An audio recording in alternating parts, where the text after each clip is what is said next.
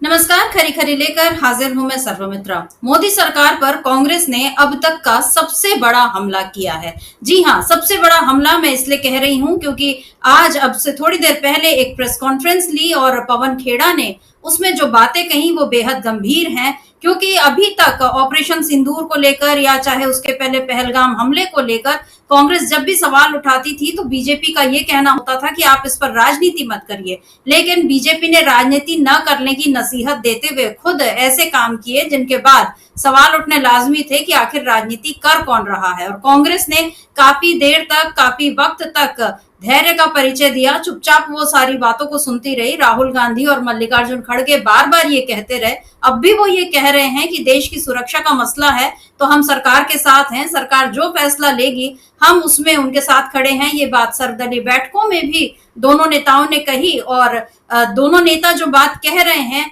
उसको पूरा देश सुन रहा है। लेकिन मोदी सरकार कांग्रेस की बातों को बहुत ही अलग तरीके से पेश कर रही है और अब कांग्रेस पर ही इल्जाम लगाए जा रहे हैं कि वो राजनीति कर रही है। तो कांग्रेस ने अब इस इल्जाम का जवाब देना शायद जरूरी समझा। ऐसा होता है कि जैसा धैर्य का जो एक सब्र का बांध जो है अब ऐसा लग रहा है कांग्रेस का टूट रहा है। और कांग्रेस ने आज जो खरी खरी बातें सुना दी हैं बीजेपी को, उसके बाद मोदी सरकार के लिए बड़ी मुश्किल पैदा होने वाली है। क्योंकि कांग्रेस ने जैसा मैंने बताया कि पवन खेड़ा ने जो प्रेस कॉन्फ्रेंस ली उसमें उन्होंने कहा कि मैं ये जो बातें कह रहा हूं इसमें ना कोई व्हाट्सएप यूनिवर्सिटी की बातें हैं, ना वो ट्रोल आर्मी से आई बातें हैं, ये पूरी की पूरी फैक्ट्स हैं, ये फैक्ट्स हैं और इतिहास, जो बातें इतिहास में दर्ज है मैं वही सारी बातों को आपके सामने रख रहा हूं। और इतिहास का संदर्भ देते हुए पवन खेड़ा ने वर्तमान को लेकर जो प्रश्न कांग्रेस ने जो रखे हैं मोदी सरकार के सामने, उसमें अब मोदी सरकार बहुत बुरी तरह फंसती हुई दिख रही है।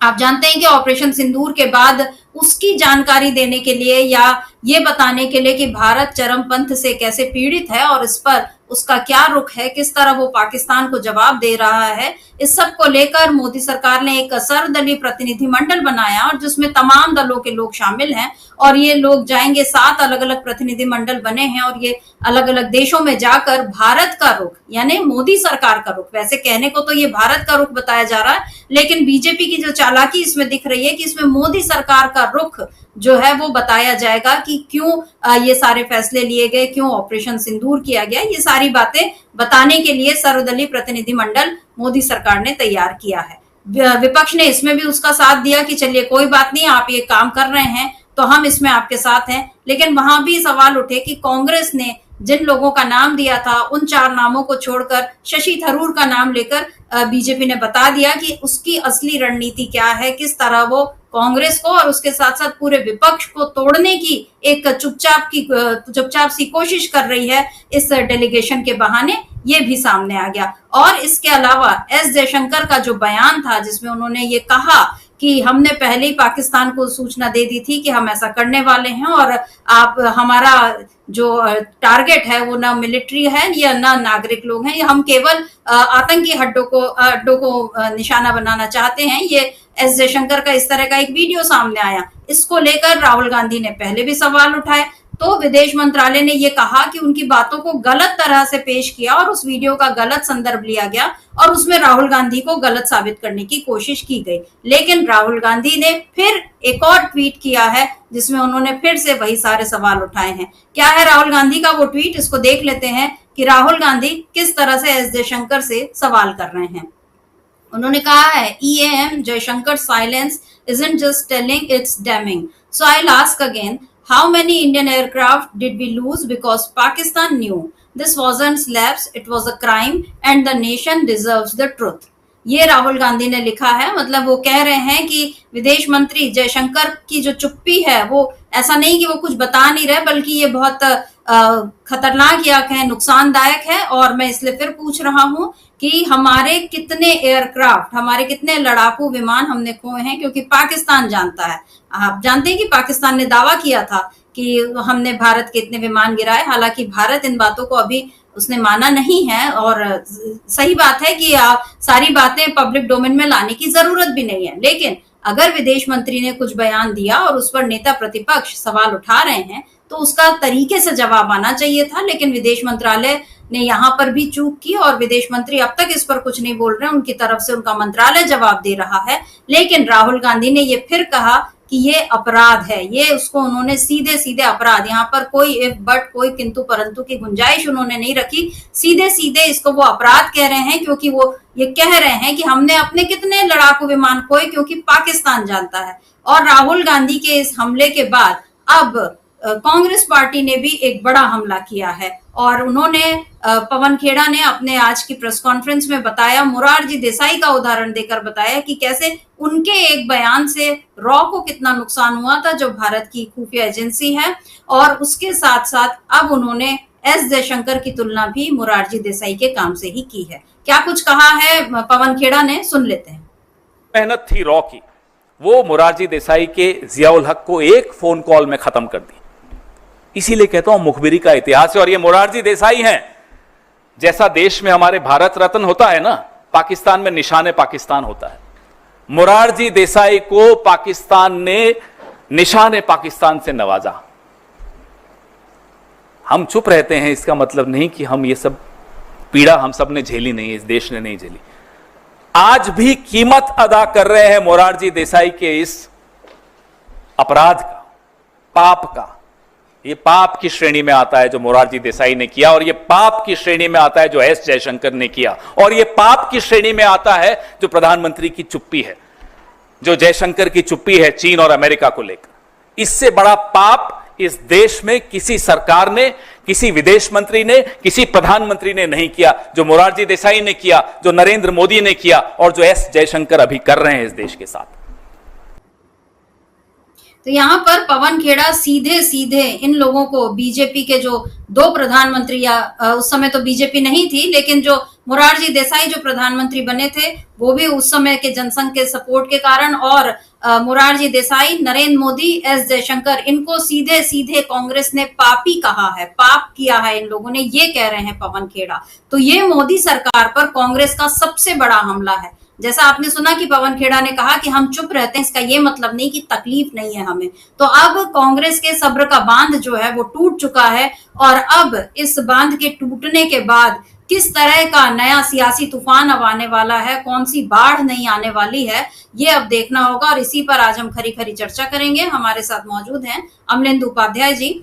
अमलेंदु जी नमस्कार, स्वागत है आपका इस कार्यक्रम में। अमलेंदु जी, अभी तक जो ये चल रहा था, सारे लोग मोदी सरकार के साथ थे और देश में एक एकता का माहौल बना हुआ था, और मोदी सरकार को इस बात की राहत होनी चाहिए थी कि उसके इस काम में, यानी पाकिस्तान को जवाब देने में या उसके स्ट्राइक में पूरी तरह से विपक्ष उसके साथ खड़ा है, कोई सवाल नहीं कर रहा, बल्कि ये कहा कि आप जो फैसला लीजिए हम आपके साथ हैं। और जब बाहर भी पत्रकारों से, चाहे मल्लिकार्जुन खड़गे से, पत्रकारों ने खड़गे जी से, राहुल जी से, किसी से भी सवाल किए, तो उनका यही कहना था कि ये सारी बातें अंदर हुई और हम देश की रक्षा की बातें, संवेदनशील मसला है, हम इस पर नहीं बोलेंगे। तो विपक्ष पर्याप्त समझदारी, पर्याप्त विवेक का परिचय दे रहा था, लेकिन बीजेपी ने इसमें भी राजनीति करनी उसने शुरू कर दी, जिस तरह से विपक्ष को निशाना बनाया गया। अभी निशिकांत दुबे का एक ट्वीट है कल का ही, उसमें वो लिख रहे हैं कि कम से कम पाकिस्तान के आतंकवाद के मुद्दे पर तो विपक्ष को राजनीति नहीं करनी चाहिए। ये निशिकांत दुबे जो हैं, ये इन्होंने नसीहत दी। और निशिकांत दुबे भी उस प्रतिनिधि मंडल में शामिल हैं जो अभी बनाया गया है, और वो भी जाएंगे विदेश और बताएंगे कि मोदी सरकार ने क्या क्या किया और क्यों किया। तो खैर उस पर भी हम आएंगे, लेकिन अभी ये जो कांग्रेस का हमला है, जिस तरीके से नरेंद्र मोदी और एस जयशंकर का पाप कांग्रेस ने यहाँ पर गिनाया है, क्या कहेंगे? और अभी हमने राहुल गांधी का ट्वीट दिखाया था, उसका मैं थोड़ा हिंदी में फिर बता दूं कि राहुल गांधी ने कहा, विदेश मंत्री जयशंकर चुप हैं और ये चुप्पी बहुत कुछ कह रही है, ये चुप्पी गंभीर सवाल उठा रही है, इसलिए मैं फिर से पूछूंगा, पाकिस्तान को कैसे पता चला कि हमने कितने विमान खोए? ये सिर्फ एक गलती नहीं थी, ये एक अपराध था, देश को सच जानने का हक है। और जो पहला राहुल गांधी का सवाल था, उस पर भी जो विदेश मंत्रालय के विदेश प्रचार विभाग ने कहा कि एस जयशंकर ने कहा था कि हमने पाकिस्तान को शुरुआत में चेतावनी दे दी थी, जो स्पष्ट रूप से ऑपरेशन सिंदूर के शुरुआत के बाद प्रारंभिक चरण की बात है।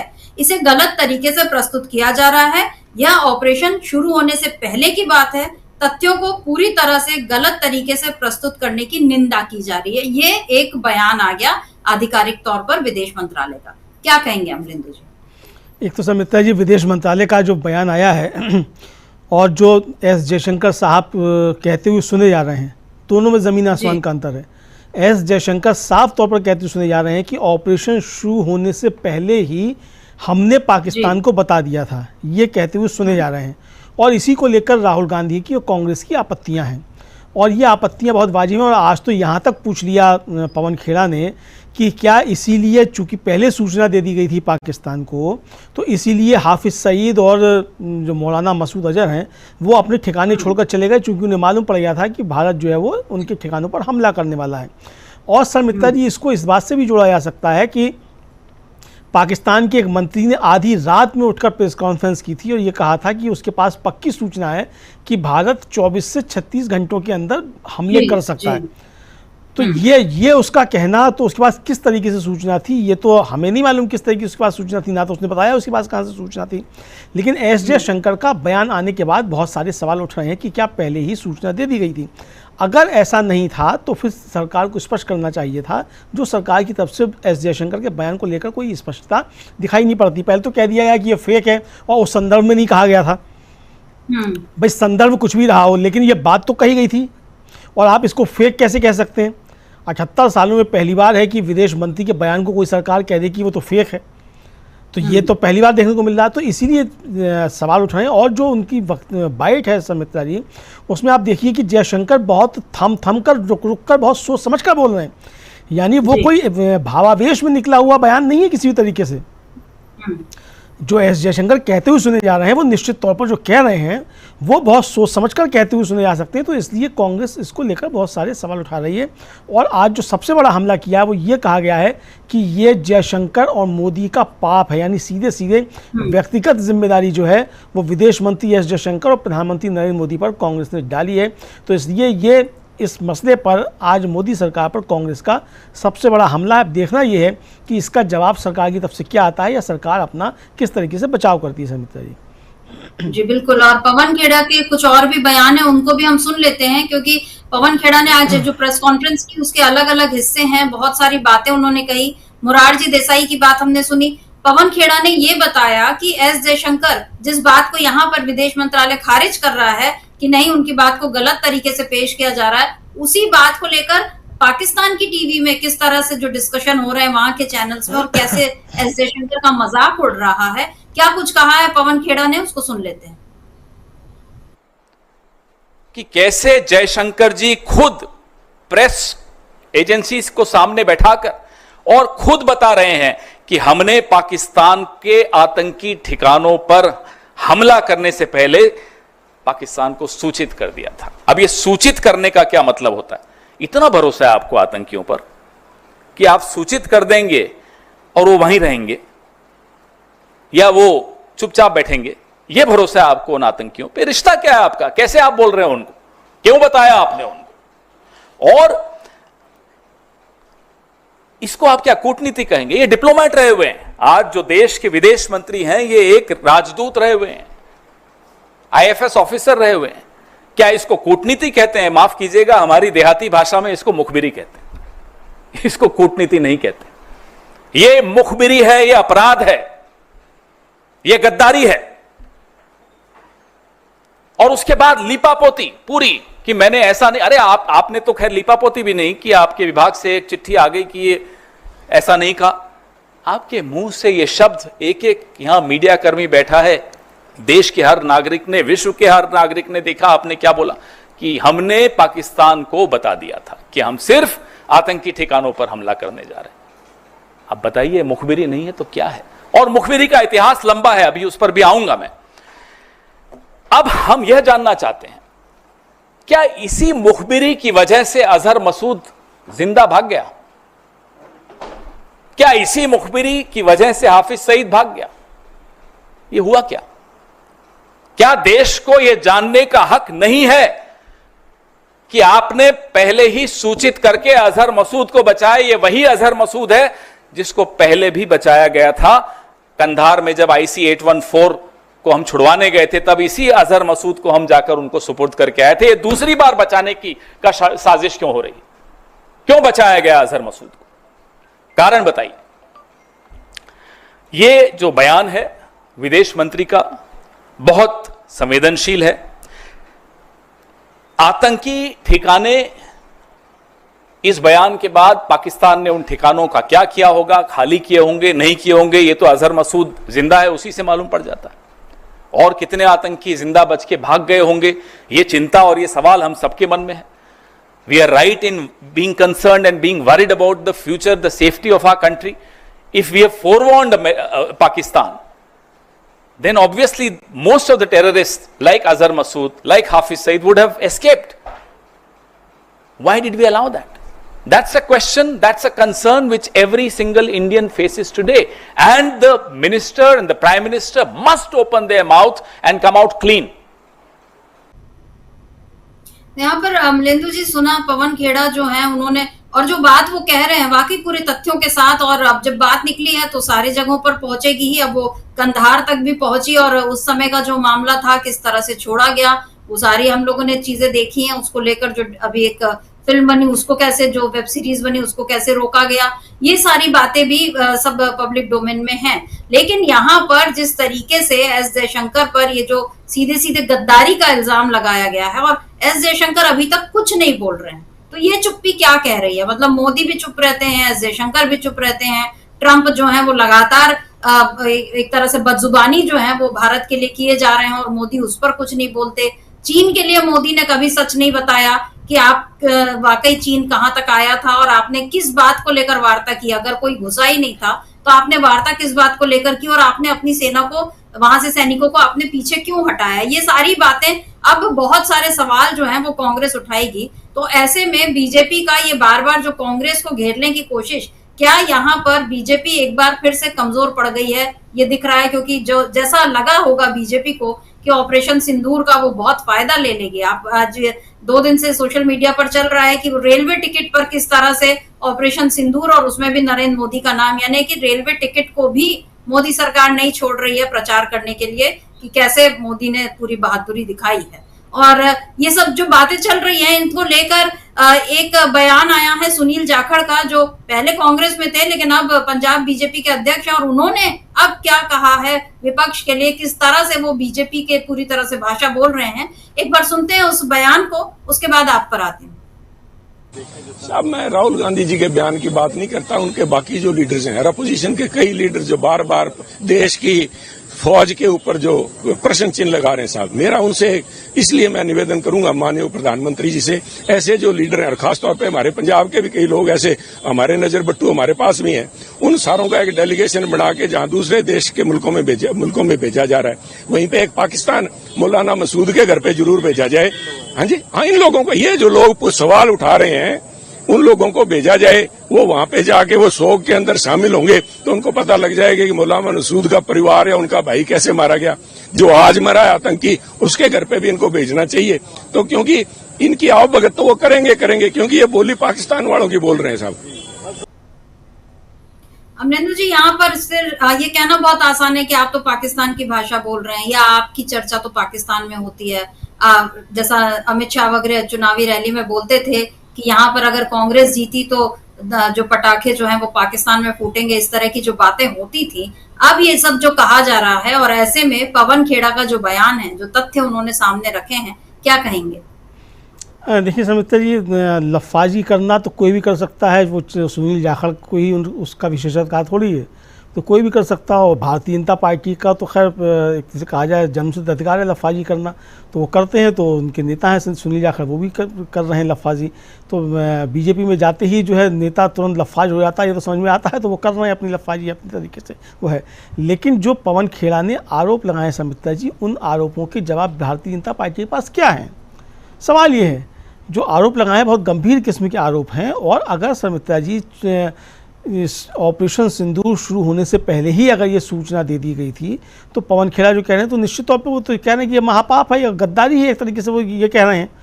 तो ये तो फिर अब भारतीय जनता पार्टी को स्पष्ट करना पड़ेगा कि एस जयशंकर ने पाकिस्तान को सूचना दी थी कि नहीं दी थी, या किसने सूचना दी थी।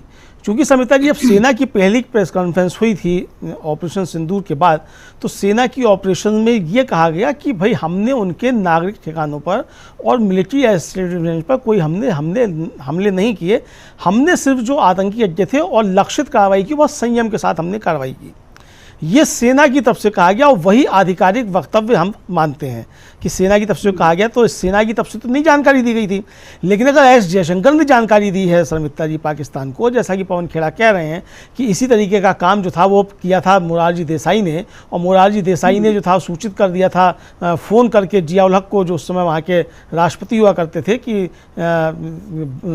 रॉ के एजेंट्स ने हमको बता दिया है कि किस तरीके से वहाँ आपने क्या क्या किया हुआ है, कहाँ कहाँ आपके परमाणु की तैयारियां चल रही हैं, और उसके बाद हमारे तमाम रॉ के अफसर जो थे और जो थे वो हमारा बहुत ज़बरदस्त नुकसान हुआ। तो ये कहना है पवन खेड़ा का कि इसके बाद ही ये भारत का नुकसान हुआ। और यही सवाल पूछा है राहुल गांधी ने कि भाई अगर ये साधारण बात नहीं है और इस पर सवाल पूछे जाएंगे, जनता सवाल पूछेगी, ये साधारण सवाल नहीं है कि एस जयशंकर ने पहले बता दिए, तो हमारे जो विमान गिरे क्या इसलिए गिरे कि उन्हें पहले से मालूम था कि हमारा कौन सा विमान आ रहा है, वो सतर्क थे पहले से? तो ये आखिर किसने जानकारी पाकिस्तान को दे दी, ये सवाल तो है निश्चित तौर पर शर्मिष्ठा जी। और अगर किसी ने जानकारी दी है तो निश्चित तौर पर देशद्रोह है और देश के साथ विश्वासघात है, गद्दारी है निश्चित तौर पे, फिर चाहे वो किसी ने भी किया हो। तो इस पर तो प्रधानमंत्री नरेंद्र मोदी को आगे बढ़कर काम करना चाहिए और अपने विदेश मंत्री को बुलाकर उससे सख्त स्पष्टीकरण लेना चाहिए कि आपके कहाँ कहाँ संबंध हैं। क्योंकि एस जयशंकर को लेकर पहले भी बहुत सारी बातें होती रहती हैं और अभी भी बहुत सारी बातें हो रही हैं कि वो किस तरीके से लोगों की व्यापार की डीलिंग वीलिंग कराते हैं। अब वो राजनीतिक आरोप प्रत्यारोप हैं, वो अपनी जगह पर हैं, लेकिन अगर इस तरीके का काम हुआ है शर्मिष्ठा जी, तो वास्तव में निश्चित तौर पर ये देशद्रोह है, गद्दारी है, इसमें कोई शक नहीं है। और अगर ऐसा नहीं हुआ तो फिर मोदी जी को बुलाकर उनसे स्पष्टीकरण करना चाहिए और साफ तौर पर देश को बताना चाहिए कि ऐसा कोई काम नहीं हुआ है। सवाल जो कांग्रेस ने पूछे हैं वो वाजिब सवाल है, उन सवालों के जवाब आने चाहिए। अगर कोई कहीं लोचा नहीं है, कोई गड़बड़ी नहीं है, तो फिर सरकार को इस पर स्पष्टीकरण निश्चित तौर पर देना चाहिए। और अगर कहीं कुछ है तो जिस व्यक्ति ने भी किया उसको दंडित करे सरकार और देश के सामने आगे बताए कि जिस व्यक्ति ने किया हमने उसको दंडित करने का काम किया है। शर्मिष्ठा जी जी बिल्कुल। और अमरिंदर जी, जो जवाब देने वाली बात है, तो अब जो ये डेलीगेशन भेज रही है सरकार, तो जाहिर है जब ये डेलीगेशन जाएगा तो यहाँ पर पूरी दुनिया में भारत की तरह का मीडिया तो है नहीं कि जो सरकारी प्रवक्ता जो बोल दें और उसको वो चुपचाप सुन ले और पलटकर कोई सवाल ना करें। तो जब ये डेलीगेशन जाएगा तो उससे तरह तरह के सवाल होंगे, और सवाल किस तरह के हो सकते हैं, जैसे कि पहलगाम, जबकि वो एक टूरिस्ट प्लेस है, वहां पर टूरिस्ट थे, तो वहां पर क्यों नहीं सुरक्षा व्यवस्था थी। जब एक डेलीगेशन में निशिकांत दुबे भी हैं, और निशिकांत दुबे का ही हम लोगों ने बताया था कि कैसे उन्होंने अपनी शादी की 25वीं सालगिरह पूरे सुरक्षा इंतजाम के बीच में अच्छे से मनाई है कश्मीर में। तो जब एक सांसद के लिए इतनी सुरक्षा हो सकती थी, तो जहां पर सैकड़ों टूरिस्ट पहुंचते हैं वहां पर सुरक्षा व्यवस्था क्यों नहीं थी। आपने हमला कर लिया पाकिस्तान पर, पाकिस्तान का हमला आपकी तरफ हुआ, वो सारी बातें एक तरफ, लेकिन इसमें जो निर्दोष नागरिक मारे गए उनके बचाव के लिए आपने क्या कुछ किया, या आपने पहले से जब आप हमला कर रहे थे पाकिस्तान पर तो आपको पता था कि पलटवार हो सकता है, और ऐसे में आपने अपने नागरिकों को सीमा के जो सीमाई इलाके हैं वहां से आपने उनको क्यों नहीं हटाया, ये सवाल पूछा जा सकता है मोदी सरकार से। या इस डेलीगेशन से सवाल ये भी पूछा जाएगा कि आपके अपने देश में इस ऑपरेशन सिंदूर के बाद या पहलगाम हमले के बाद जिस तरह माइनॉरिटी को पीड़ित किया गया, प्रताड़ित किया गया, उसका क्या जवाब है, ये सवाल भी पूछा जा सकता है। तो ऐसे बहुत सारे सवाल हैं जिनके जवाब, और ये एस जयशंकर वाला मसला भी रहेगा, क्योंकि ये पूछा जाएगा कि आपके विदेश मंत्री ने ये कहा है, इस बयान पर आपका क्या कहना है। तो जो सरकार अपने देश में जवाब नहीं दे रही, वो किस तरह से ये सुनिश्चित करेगी कि उसकी तरफ से जो डेलीगेशन जा रहे हैं वो इन सारे सवालों का जवाब विदेशी मीडिया को देंगे। क्या कहेंगे अमरिंदर? देखिए शर्मिष्ठा जी, जो डेलीगेशन जाएगा उसके सामने बहुत सारे संकट होंगे। एक तो शर्मिष्ठा जी ये हुआ कि ऑपरेशन सिंदूर होने से पहले तक हम विक्टिम थे, और ऑपरेशन सिंदूर होने के बाद जिस तरीके की खबरें चली और हमारे मीडिया ने जो काम किया, ख़ासतौर से पाकिस्तान पे कब्जा कर लिया, रावलपिंडी पहुंच गए, इस्लामाबाद पे कब्जा कर लिया, कराची को तबाह कर दिया, मौत का नंगा नाच हो रहा है, ये सब जो किया, इसके बाद पूरी दुनिया में पाकिस्तान ने खुद को विक्टिम के तौर पे पेश किया और हमको हमलावर के रूप में पेश किया। जबकि विक्टिम शर्मिष्ठा जी कल भी हम थे और आज भी विक्टिम हम हैं। यानी पहलगाम की जो घटना हुई उस समय भी विक्टिम हम थे और आज भी विक्टिम हम हैं, क्योंकि पाकिस्तान जो रिटेलिएट किया उसने फिर हमारे 22 निर्दोष नागरिकों की जान ले ली। तो कल भी हम विक्टिम थे, आज भी हम विक्टिम हैं, लेकिन दुनिया की नज़र में जो हुआ हमारी इस मीडिया की करतूत की वजह से पाकिस्तान विक्टिम हो गया और हम हमलावर हो गए। तो अब हम जाकर किस तरीके से बताएंगे, ये बड़ा एक संकट होगा। तो और देखिए इसी का नतीजा ये निकल रहा है समित्रा जी कि हमारे साथ कोई भी देश खड़ा नहीं हुआ। ऑपरेशन पहलगाम के बाद और ऑपरेशन सिंदूर शुरू होने से पहले दुनिया के तमाम देशों ने पहलगाम हमले की निंदा की और ये कहा कि आतंक के खिलाफ हम भारत के साथ हैं, लेकिन इसके बाद एक भी देश हमारे साथ खड़ा नहीं हुआ। यहाँ तक कि जो अमेरिका जो वहाँ के राष्ट्रपति डोनाल्ड ट्रंप हैं, जो my dear friend Donald Trump कहे जाते हैं मोदी जी द्वारा, और डोनाल्ड ट्रंप कहते हैं कि my dear friend Narendra Modi जो हैं उनके अच्छे मित्र हैं, तो वो अच्छा मित्र भी जो है वो हमारे संकट के समय हमारे साथ खड़ा नहीं हुआ, पाकिस्तान के साथ खड़ा हुआ दिखाई दिया। और उसके बाद उसने 5 बार कम से कम ये कहा कि सीज फायर जो डोनाल्ड ट्रंप ने रुकवाई, खुद ही श्रेय लेने का किया कि सीज फायर हमने करवाया और हमने परमाणु युद्ध होने से बचा लिया। तो ये जिस तरीके से किया गया, तो इससे साफ तौर पर समझा सकता है कि हम कहीं ना कहीं हमारी विदेश नीति जो इस मामले में फेल हुई है। और ये विदेश नीति अब नरेंद्र मोदी की वजह से फेल हुई है या ये विदेश नीति जो है वो फेल हुई है एस जयशंकर की वजह से, ये तो सरकार को तय करना है। लेकिन समित्रा जी, ये बड़े लंबे समय के बाद ऐसा पहला अवसर आया था कि जब पूरा देश एक साथ खड़ा हुआ था। यहाँ तक कि 71 के युद्ध के समय में भी, 62 और 65 के जब युद्ध हुए थे उस समय भी भारतीय जनता पार्टी का जो पूर्व स्वरूप रहा है जनसंघ, वो लगातार सरकार के खिलाफ प्रदर्शन कर रहा था विपक्ष में होते हुए युद्ध के समय। और बीच आज पवन खेड़ा ने कहा भी कि अटल बिहारी वाजपेयी के कहने पर पंडित नेहरू ने बीच युद्ध में संसद का विशेष सत्र बुलाया। तो आज ये 78 सालों में ऐसा पहली बार अवसर था कि पूरा विपक्ष जो था वो सरकार के साथ इस तरीके से खड़ा हुआ था कि अंदरूनी चीज़ें जो हैं, अंदरूनी राजनीति हम उसको बाद में कर लेंगे, लेकिन आज जो समय है वो देश के साथ खड़े होने का है। जाहिर सी बात है कि सरकार में नरेंद्र मोदी है तो उनको लीड करना है, लेकिन वही नरेंद्र मोदी सर्वदलीय बैठक में भी उपस्थित नहीं हुए। और आज जब ये डेलीगेशन भेजे जा रहे हैं, इसमें राजनीति की जा रही है इसको करने में भी, और इसको लेकर सवाल जो लगातार उठ रहे हैं। तो निश्चित तौर पर समित्रा जी, सरकार के सामने संकट बहुत ज़्यादा हैं। ये डेलीगेशन वहाँ जाके क्या करेगा, बताया जा रहा है कि इस डेलीगेशन के साथ विदेश मंत्रालय के कई अफसर होंगे, IFS अफसर होंगे। तो भाई अगर ये IFS अफसर ही जाकर बताने, तो इन सांसदों को भेजने की क्या आवश्यकता है? अगर राजनेता जा रहे हैं तो राजनेता बताएंगे ना, राजनेता वहाँ के राजनेताओं से संपर्क करेंगे, अफसर तो संपर्क नहीं करेगा।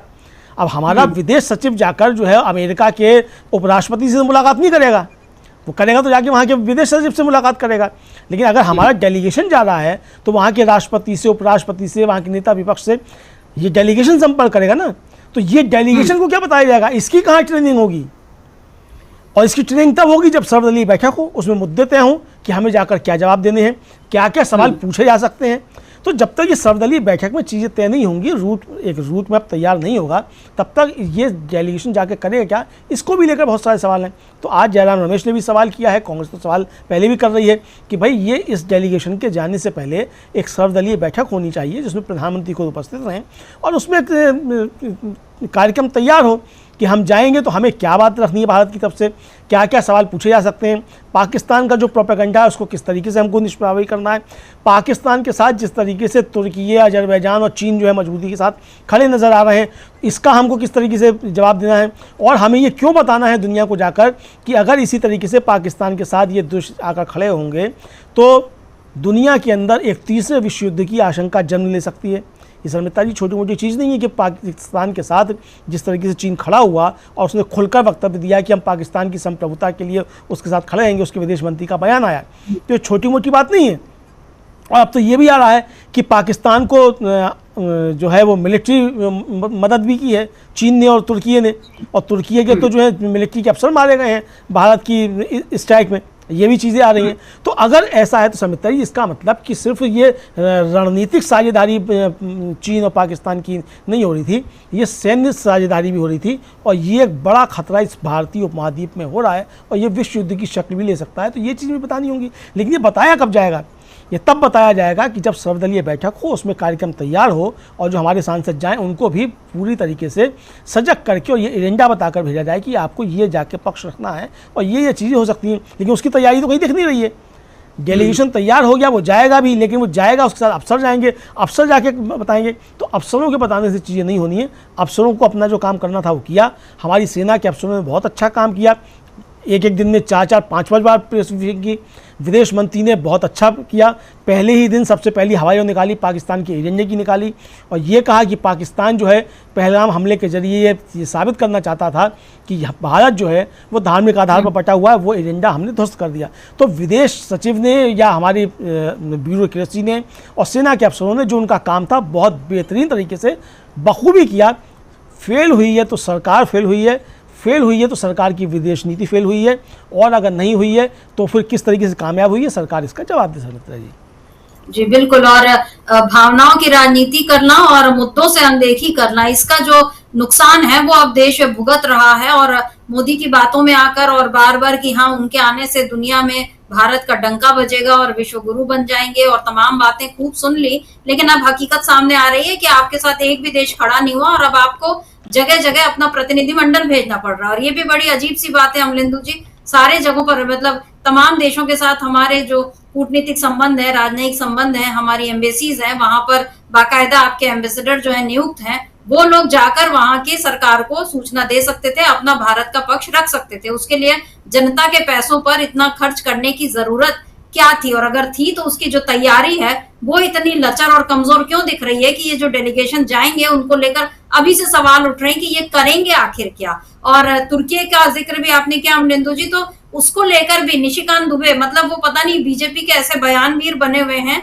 और बीजेपी उनका कुछ नहीं करती क्या? कुछ ये एक उनका ट्वीट है वो बता देती हूँ मैं। वो लिख रहे हैं कि तुर्की के नेता मुस्तफा कमाल पाशा को राष्ट्रीय आंदोलन यानी ब्रिटिश हुकूमत से आजादी के लिए भारत के मुसलमानों ने 1920 से 1924 तक लगभग 2000 करोड़ दिए। उन्हीं पैसों के बदौलत 1924 में तुर्की का राष्ट्रीय बैंक IS बैंक बना। सांप को हमने दूध पिलाया इसलिए काटने की कोशिश कर रहा है। यहाँ पर आप तुर्की को सांप की तरह बता रहे हैं और इसके लिए अभी का नहीं, आप 1920 से 24 का संदर्भ लेकर बता रहे हैं कि कैसे भारत के मुसलमानों ने वो किया। यानी यहाँ पर एक बहुत ही चुपके चुपके वो एक सांप्रदायिक ध्रुवीकरण यहाँ बता रहे हैं कि भारत का मुसलमान जो है उसने सांप को दूध पिलाया और अब वो हमको काट रहा है। यहाँ पर निशिकांत दुबे एक तरफ विपक्ष को कह रहे हैं कि आप पाकिस्तान के आतंकवाद पर राजनीति मत करो, खुद इस तरह की बातें कर रहे हैं। चीन को लेकर एकदम चुप है, अमेरिका को लेकर उनका कुछ बयान नहीं आता क्योंकि अमेरिका इतना सब बोल रहा है और आप उसको लेकर कुछ नहीं बोलते। तो ये जो इस किस्म की ओछी राजनीति जो चल रही है अमलेंदु जी, क्या इस ओछी राजनीति के बूते मोदी जो हैं देश का नाम ऊंचा करना सोच रहे हैं? देखिए समिता जी, एक तो निशिकांत दुबे पता नहीं कितना पढ़े लिखे, हालांकि नाम के आगे डॉक्टर लिखते हैं, लेकिन अगर वो डॉक्टर नाम के आगे हैं और डिग्री उनकी असली है, क्योंकि उसको लेकर भी सवाल उठते रहते हैं। महुआ मोहिता जो है उस पर बहुत सवाल उठाती रहती हैं उनकी डिग्री को लेकर। लेकिन अगर उन्हें इतिहास की जानकारी होती तो कमाल अतातुर्क पाशा जो हैं उनके जो आंदोलन था उसने तुर्की को समिता जी प्रोग्रेसिव देश में बदला था, ये उनको नहीं मालूम है। और एर्दोगन जो कर रहा है वो कमाल अतातुर्क पाशा के जस्ट विपरीत कर रहा है, एकदम उल्टा कर रहा है। तो सांप को दूध 1920 और 24 में नहीं पिलाया गया था, सांप को दूध ये पिलाया गया मोदी जी के समय में, जब जाके बताया गया था कि तुर्की ने जो था अपने सिक्के बदल दिए, उस पर मोदी जी आ गए। तब यही बीजेपी के लोग सब बता रहे थे कि तुर्की के सिक्के पे मोदी जी हैं और क्या क्या जो है साहब उनको सुशोभित किया गया है। तो सांप को दूध अगर पिलाया है, निशिकांत दुबे की भाषा ही अगर हम इस्तेमाल करें तो मोदी जी के समय में पिलाया गया, एर्दोगन के समय में। तो एर्दोगन जो कर रहा है वो कमाल अतातुर्क पाशा ने जो तुर्की बनाया था उसके ठीक विपरीत कर रहा है, और ठीक वो समिता जी वो कर रहा है जो यहाँ मोदी जी कर रहे हैं। वहाँ भी विपक्ष के नेताओं को जेल में डाला जा रहा है। इस्तांबुल का जो चेयरमैन है, का जो मेयर है, उसको उठा के जेल में भेज दिया गया क्योंकि वो खिलाफ चुनाव लड़ना जा रहा था एर्दोगन के खिलाफ। तो निशिकांत दुबे पता नहीं किस दुनिया में रहते हैं, कहाँ तक पढ़े लिखे हमें नहीं मालूम है, क्योंकि महुआ मोहिता बताती हैं कि उनकी डिग्री फर्जी है, हमें नहीं मालूम डिग्री असली की नहीं है। लेकिन अगर यही निशिकांत दुबे जाएंगे, समिता जी जैसा आपने भी कहा इस डेलीगेशन में, तो क्या बाहर के लोग ये नहीं पूछेंगे कि साहब आप तो वहाँ 10 दिन पहले तो बहुत सुरक्षा व्यवस्था के बीच में कर रहे थे, आप अपना शादी की 25वीं सालगिरह मना रहे थे और 10 दिन बाद फिर वहाँ सुरक्षा व्यवस्था क्यों नहीं थी? ये सवाल तो उठेंगे समिता जी, बाहर के लोग भी पूछेंगे।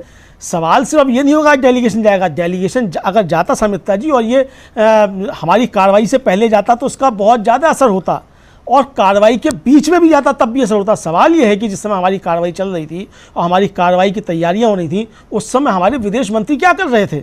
अब आज 3 देशों की यात्रा पर जा रहे हैं विदेश मंत्री, विदेश मंत्री उस समय किन देशों की यात्रा पर क्यों नहीं गए? दुनिया को क्यों नहीं बताया जाके कि पाकिस्तान ने हमारे साथ किया है, हमें इसका क्या जवाब देना चाहिए? तो ये सवाल विदेश मंत्री पर जो उठ रहे हैं, तो अब आप जा रहे हैं, तो हम तो यही कहेंगे कि आप भी अब जो है वो सरकारी खर्च पे, आम टैक्स पेयर्स के पैसे पे, जो कड़ी मेहनत का पैसा है उस पर आप जाकर मौज मस्ती करने के लिए जा रहे हैं, यही कहा जाएगा। लेकिन अगर वास्तव में आप भारत का पक्ष रखने जा रहे हैं तो ये भारत का पक्ष पहले क्यों नहीं दुनिया के सामने रखा गया? इस पर तो सवाल उठेंगे निश्चित तौर पे, और ये सवाल उठ रहे हैं। तो इसलिए सरकार की जो जिम्मेदारियां हैं, सरकार को अपनी जिम्मेदारी का निर्वहन करना चाहिए। अगर देश के अंदर कोई सवाल है, खासतौर से अगर विपक्ष सवाल पूछ रहा है, तो विपक्ष को आपको भरोसे में लेना होगा। विपक्ष जिस तरीके से ऑपरेशन सिंदूर के समय और पहलगाम की घटना के बाद मजबूती के साथ खड़ा रहा, पूरे विपक्ष ने कहा कि इस समय हम कोई सवाल नहीं करेंगे। समिता जी, हम लोगों ने भी उस दौरान कोई सवाल नहीं किया जी। हमने भी कहा कि मोदी जी से निपटना है या सरकार से निपटना है, ये बात की चीज़ें हैं, अंदरूनी राजनीति हमारी बात की चीज़ें हैं। सरकार से सवाल होते हैं वो हम बाद में भी कर सकते हैं। आज समय देश के साथ खड़े होने का है, तो हम देश के साथ खड़े हुए हैं, हमने भी उस समय ये कहा। लेकिन आज अगर सरकार जो है खुद राजनीति करेगी और कांग्रेस जो लिस्ट बनाकर देती है, आप उस लिस्ट को नहीं लेते हैं और आप उसमें ले लेते हैं शशि थरूर का नाम, वही शशि थरूर जिनके शपथ ग्रहण पर जब हुआ उनका लोकसभा सदस्य का, तो ओम बिरला साहब बहुत ज़्यादा नाराज़ हो गए थे। तो आज अगर वही शशि थरूर आपको बहुत अच्छे पसंद आ रहे हैं, तो ठीक है भाई, शशि थरूर आपके लिए हैं। इसका मतलब एक तो आपने ये मान लिया कि आपके पास कोई इस कद का नेता नहीं है जो शशि थरूर की तरीके से जाकर बात रख सकते हैं, ये मान लिया भारतीय जनता पार्टी ने। भाई भले आप कहें कि साहब अब आप कसीदे काट रहे हैं शशि थरूर की शान में कि शशि थरूर बहुत विद्वान व्यक्ति हैं, वो जाकर बताएंगे, इसका मतलब आपने मान लिया कि आपके पास नहीं है। लेकिन समिता जी, दूसरे दलों में भी पूर्व विदेश मंत्री भी हैं। कांग्रेस के पास ही सलमान खुर्शीद भी विदेश मंत्री के तौर पे हैं। समाजवादी पार्टी के पास सलीम शेरवानी रहे, जो विदेश राज्य मंत्री रहे, इंडिपेंडेंट चार्ज के थे, तो वो भी हैं। तो आप इस तरीके के लोगों को भी इसमें शामिल कर सकते थे, तो ये शामिल नहीं किया आपने, और आपने इसमें जो थी ओछी राजनीति करने की इसमें कोशिश की। यानी आप जब एक राष्ट्रीय सुरक्षा के मसले पर डेलीगेशन भेज रहे हैं, उसमें भी आप देश के अंदर जो आपकी ओछी राजनीति है उसको आप करते हुए नजर आ रहे हैं। भाई, एकनाथ शिंदे के बेटे श्रीकांत शिंदे और शशि थरूर की क्या तुलना है कि एकनाथ शिंदे के बेटे जो है वो भी एक उसको लीड करेंगे और शशि थरूर भी लीड करेंगे। लेकिन लोकसभा में सबसे बड़ी जो तीसरी पार्टी है समाजवादी पार्टी, उसका कोई भी सांसद इसको लीड नहीं करेगा किसी भी उसको। तृणमूल कांग्रेस ने वापस ले लिया अपना, आपने उनका यूसुफ पठान का नाम लिया, उन्होंने वापस ले लिया और कहा कि नाम आप तय नहीं करेंगे, नाम हम तय करेंगे। और अभिषेक बनर्जी ने आज कहा साफ तौर पे कि भाई आज मैं जा रहा हूँ, एक कमेटी की बैठक है लोकसभा उसकी संसदीय समिति की, तो ये नाम सरकार ने नहीं दिया, मेरा नाम मेरी पार्टी ने दिया कि मैं उस कमेटी का मेंबर होऊंगा, तो मैं हूं तो जा रहा हूं। तो इसलिए इस कमेटी के नाम भी सरकार नहीं देगी बल्कि पार्टी देगी कि हमारी तरफ से कौन इसमें प्रतिनिधित्व करेगा। तो हमने अपना नाम वापस ले लिया। मुझे लगता है समिता जी, और लोगों को भी अगर कोई सरकार से ना इत्तेफाक की तो इस वापस ले लेना चाहिए कि सरकार तय नहीं करेगी कौन जाएगा, हम तय करेंगे कि हमारा कौन व्यक्ति जाएगा। लेकिन यहाँ जो है वो भारतीय जनता पार्टी ओछी राजनीति पर उतरी हुई है। राष्ट्रीय सुरक्षा के मसले पर भी इस तरह की राजनीति की जा रही है समिता जी।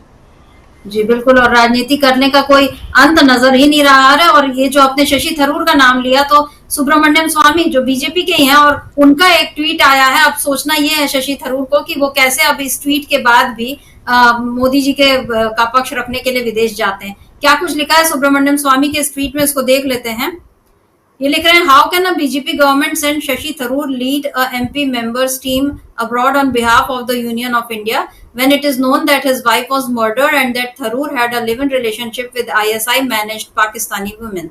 The degeneration of Modi government is alarming. यहाँ पर सुब्रमण्यम स्वामी ने अपनी सरकार पर सवाल तो उठाए हैं अमलेंदु जी, लेकिन यहाँ पर शशि थरूर पर उन्होंने निजी तौर पर ये जो हमला किया है, ये अब इसको कैसे देखेंगे, क्योंकि ये भी तो एक राजनीति ही है। मतलब ये समय आ गया है कि अब आप इस तरह से बोल रहे हैं। और ये सारी जो बातें हो रही है अमलेंदु जी, एक आखिरी अपडेट हम ये दे देते हैं अपने दर्शकों को कि आज सुप्रीम कोर्ट में सुनवाई हुई और उसमें जो विजय शाह हैं, इनको अब कह दिया गया कि अब उन पर एक एसआईटी गठित होगी। 28 मई को अब अगली सुनवाई है। लेकिन यहाँ पर जो जस्टिस सूर्यकांत है, उन्होंने बहुत कड़ी फटकार लगाई और उन्होंने ये कहा कि आपकी अपॉलॉजी, यानी अगर आपकी माफी जो थी, अगर आपको वाकई इसका अफसोस था तो आप इस तरह से माफी नहीं मांगते। आपने ये कहा कि अगर मैंने किसी को नुकसान या ठेस पहुंचाई है तो मैं, मतलब आपने यहाँ पर अगर शब्द का जिस तरह से इस्तेमाल किया उस पर, यानी आज सुप्रीम कोर्ट ने विजय शाह को एक कड़ी फटकार लगा दी है। और इधर राजनीति जो है वो बहुत ही ओछी किस्म की होती जा रही है। नरेंद्र मोदी अभी 22 तारीख को फिर पहुंच रहे हैं और राजस्थान में उनका एक कार्यक्रम है और सीएम भजनलाल शर्मा का ये कहना है कि यहाँ इसको इतना भव्य बनाया जाए, क्योंकि ऑपरेशन सिंदूर के बाद ये पहला एक जनसभा होगी इस तरह की जिसका मैसेज पाकिस्तान तक जाए। यानी यहाँ अभी हम बातों बातों में ही, लफाजियों में ही पाकिस्तान को सबक सिखाने की बात कर रहे हैं, लेकिन पूरा ये जो माहौल बना हुआ है बहुत ही गंभीर किस्म का बना है। और मोदी सरकार पर आज कांग्रेस ने ये जो सबसे बड़ा हमला किया है, देखना होगा कि अब किस तरह से बीजेपी की तरफ से इसका जवाब आता है, या कि बीजेपी अपना पक्ष रखने में एक बार फिर विफल होती है। तो अमलेंदु जी, आज की चर्चा को यहीं खत्म करते हैं। आपका बहुत बहुत शुक्रिया, और शुक्रिया आप तमाम दर्शकों का जो आप हमारे साथ जुड़े और आपने आज की चर्चा को ध्यान से सुना। आगे भी आप बने रहिए डीबी लाइव के साथ और देखते रहिए हमारे सभी कार्यक्रम। नमस्कार।